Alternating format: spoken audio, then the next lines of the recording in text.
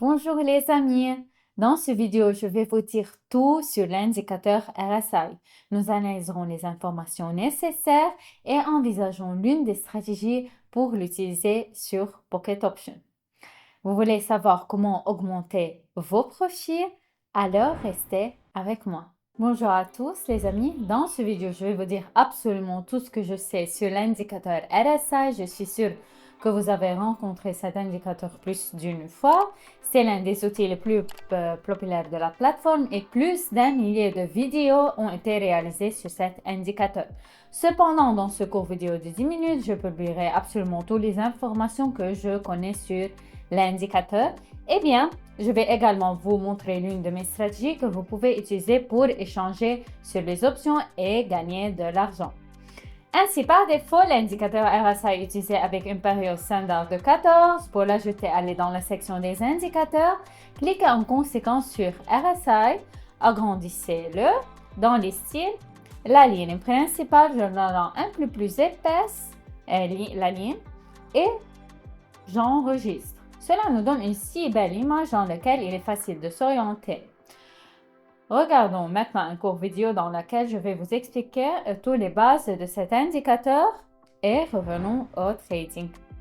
Eh bien les amis, j'espère que vous avez réussi à regarder cette vidéo. En général, tout est clair. Nous avons répété le matériel que nous avons abordé avec vous. Que pouvons-nous analyser à l'aide de cet indicateur à part le surachat et la survente?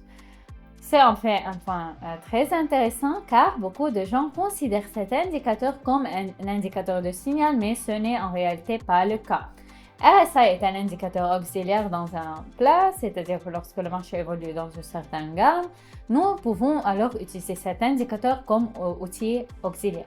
Imaginons une situation, nous avons une zone de résistance, une zone de support et le marché évolue latéralement entre ces deux zones. Dans une telle situation, nous pouvons utiliser l'indicateur RSI et lorsque, par exemple, il est suracheté et que le marché est à la limite supérieure, alors nous pouvons en principe ouvrir une position pour une diminution. Mais lorsque nous avons une forte tendance ascendante ou descendante sur le graphique, les signaux de RSI sont pratiquement inutiles car notre graphique est toujours survendu et nous essayons d'échanger pour une augmentation, mais en même temps, le graphique continue de baisser.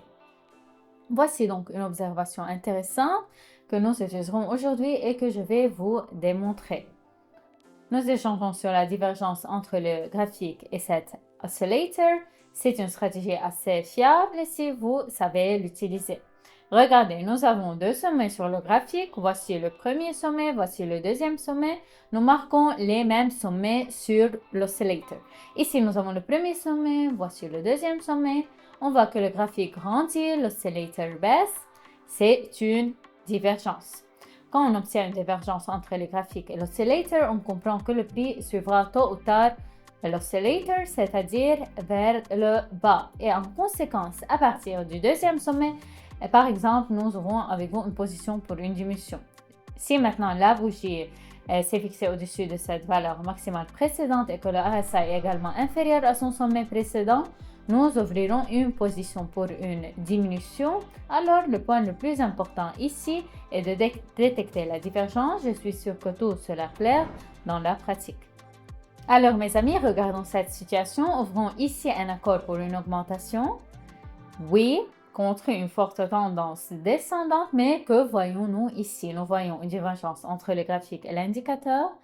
Élargissons-le un peu plus. Et maintenant, faisons attention non plus au sommet, mais aux valeurs minimales locales. C'est-à-dire, quand voici le premier fond, maintenant le second fond se forme. Nous voyons que notre graphique chute, c'est-à-dire la tendance générale descendante, mais ici nous traçons cette ligne sur l'indicateur RSI, nous remarquons qu'il augmente légèrement. Autrement dit, notre prix n'est plus beaucoup plus bas qu'ici, mais l'indicateur RSI n'est aussi survendu que par exemple ici. Cela nous donne de bon espoir que le marché en principe puisse avoir une légère correction ou un retournement. D'ailleurs, cela s'avère être un très bon accord. Cela nous rapporte $270 de bénéfices nets. Alors les amis, passons au prochain accord. Ici, tout est très simple. La divergence, même si ce n'est pas un événement très fréquent sur le marché, mais lorsqu'elle apparaît, nous avons parfaitement le droit d'ouvrir un accord car tout se passera vraiment parfaitement pour nous. Regardez, notre marché a mis à jour ses valeurs minimales, mais l'oscillator ne s'est pas mis à jour. C'est-à-dire que le marché chute, l'oscillator est en croissance.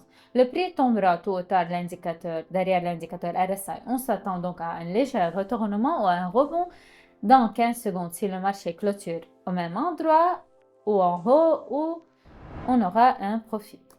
Eh bien, je pense que tout ira bien ici. Je suis sûre que vous ne savez pas que l'indicateur peut être utilisé de la même manière. Comme je vous l'ai dit, je ne considère pas l'indicateur RSI comme indicateur de signal dans le sens classique. Autrement dit, qu'il vous montre simplement le niveau du surachat ou du survente, cette information en elle-même ne nous donne pas grand-chose puisque le marché peut baisser pendant très longtemps et augmenter pendant très longtemps. Mais la divergence, c'est-à-dire l'écart entre les graphiques des oscillators, est précisément l'information qui nous aide à entrer dans un accord. Eh bien, nous avons ici une situation similaire. Je ne vais pas trop vous ennuyer. Je pense que vous pouvez tout voir parfaitement par vous-même. Voici à quoi ressemble notre graphique. Voici à quoi ressemble notre oscillator, c'est-à-dire l'indicateur RSI. Et donc 5 secondes jusqu'à la fin de cet accord, c'est assez évident que ça fermera en plus. Tout récemment, nous avions $1000 sur notre bilan, mais maintenant c'est déjà $2000. Trouvons littéralement la dernière situation, mais essayons de trouver les situations pour une diminution et résumons. La situation est donc identique, mais un peu inversée. Nous avons une tendance ascendante sur le marché. Le graphique augmente, c'est-à-dire si nous traçons une ligne passant par deux sommets, mais en même temps l'indicateur RSI reste au même endroit ou diminue légèrement. C'est une divergence, donc un accord vers le bas, on attend le résultat.